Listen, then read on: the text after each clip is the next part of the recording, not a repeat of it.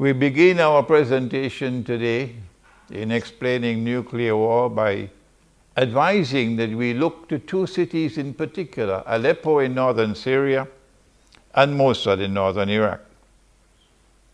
They cannot allow either of these two cities to fall. No.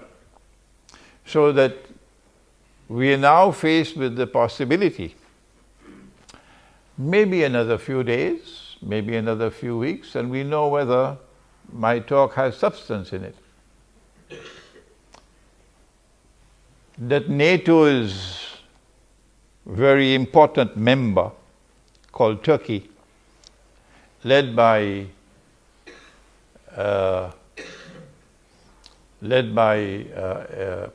President Erdogan, is likely to launch an attack on Syria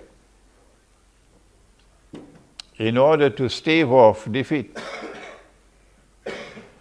And that Saudi Arabia is likely to be part and parcel of that attack. If that attack takes place,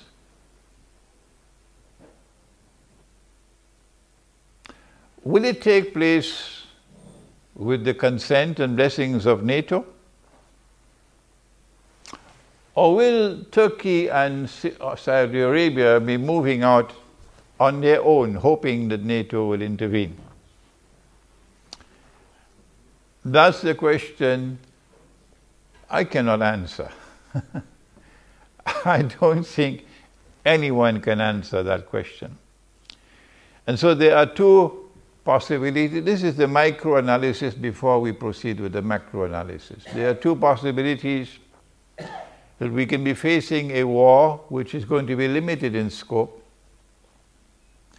in which NATO may decide not to intervene, and Turkey and Saudi Arabia will have to fight it out on their own, and they're going to lose that war. Russia will defeat them.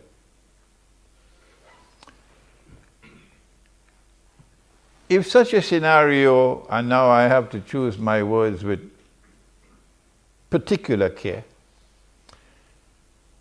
if such a scenario were to emerge, this is the first option, then at the end of such a limited war,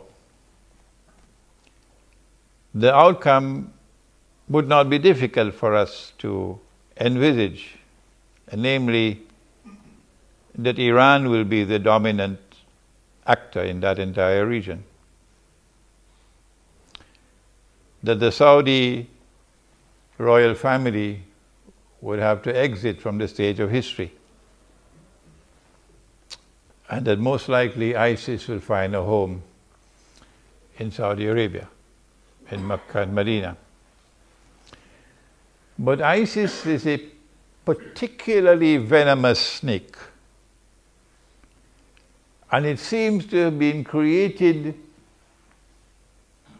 with a particularly major objective of inciting and fomenting Shia-Sunni civil war in the world of Islam.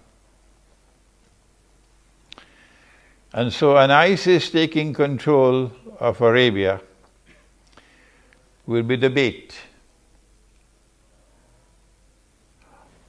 which I hope and I pray that Iran does not bite. Because if Iran were to foolishly bite that bait and to ever launch an attack on Arabia, then those who created ISIS will get what they wanted, namely Shia-Sunni civil war in the world of Islam, and the major beneficiary will be the State of Israel. I will myself use my voice as powerfully as I can to condemn Iran if Iran were to ever make such a stupid mistake as to launch an attack on Arabia. The second possibility, and we must move quickly now, is that if Turkey launches an attack on Syria, as we expect soon, then NATO would intervene. because Turkey is a NATO member state and there are legal obligations if a NATO member state is at war. And if NATO intervenes, well, then we're going to have the World War.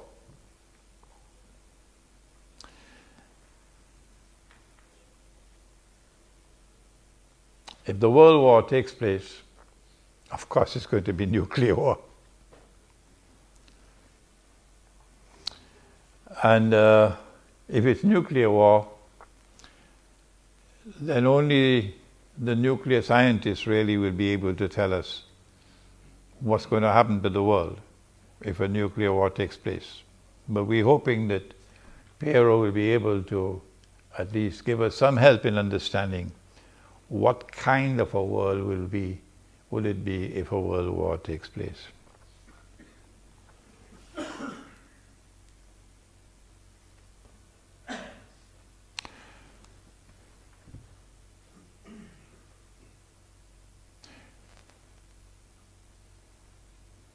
And now for Islamic eschatology and what it has to say concerning world war.